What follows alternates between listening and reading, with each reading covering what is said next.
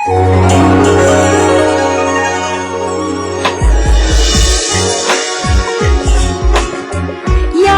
梳梳到尾，二梳白髮齊眉，三梳兒孫滿地，初歸新抱落地孩兒。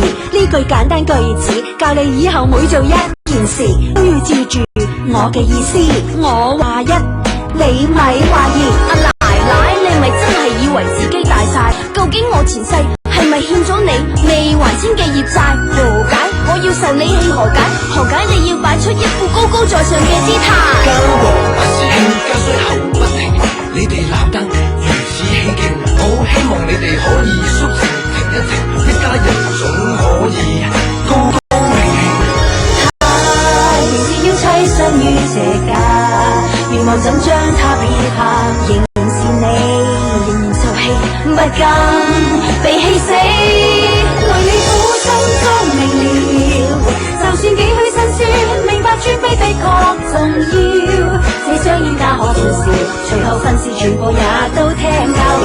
為我苦心中明了，到了今天終於明白當天多麼可笑。面對不介意了，怎相處好好學了。面對不介意了。